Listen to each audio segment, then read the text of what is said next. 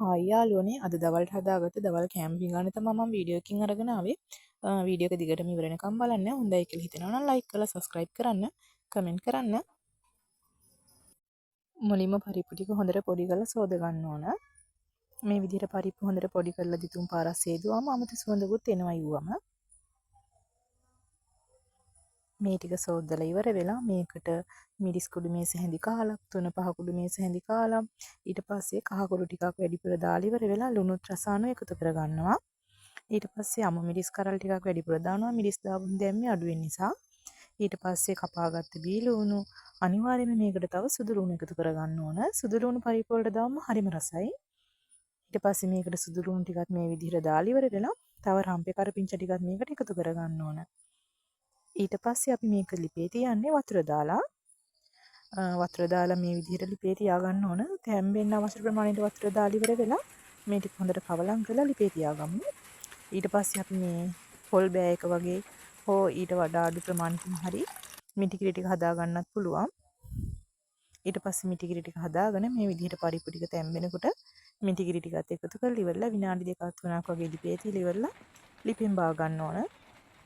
මේ විදිහට තමයි මම පරිප්පු එක හදාගත්තේ.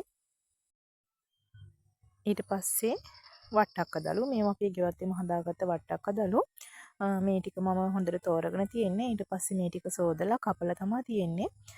වට්ටක්ක ගෙඩියකුත් හමු වුණා. ඒකත් කපලා දැම්මා. ඊට පස්සේ මේ ටිකට ලුණු දාලා ඉවර වෙලා ලිපේ තියන්න ඕන.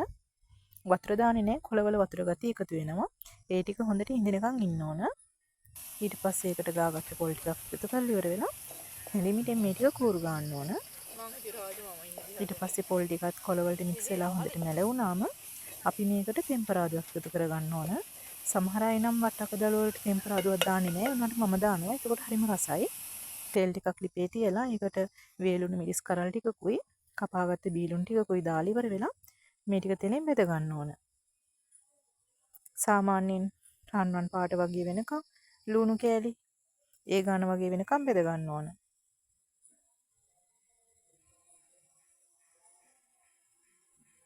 මේ විදිහට අපි හදාගත්ත වට්ටක දළු ටික මේකට එකතු කරනවා. ඊට පස්සේ මේක හැන්දෙන් හොඳට දෙපැත්ත පෙල්ලලා ඉවර වෙලා මේ ටික හොඳට කවලම් කරගන්න ඕන. ඊට පස්සේ හැඳි මිටෙනුත් මේක කූරු ගෑවනම් තවත් හොඳට කවලම් වෙනවා. මේ විදිහට මම හැඳි මිටෙමුත් මේ ටික කූරු ගාලි වල හොඳට කවලම් කරගන්නවා. මේ විදිහට වට්ටක දළු මෙලුවම හරිම රසයි. ඒ කියන්නේ අර පොල් විතරක් දාලා ගන්න නැතුව ටෙම්පරාදුවකුත් දාපුම හරිම රසයි. මේ විදිහට හදලා බලන්න හදලා නැත්තම්. මේ තමයි මගේ දවල් කෑම එක. වීඩියෝ එක හොඳයි කියලා හිතනවා නම් ලයික් කරලා සබස්ක්‍රයිබ් කරන්න.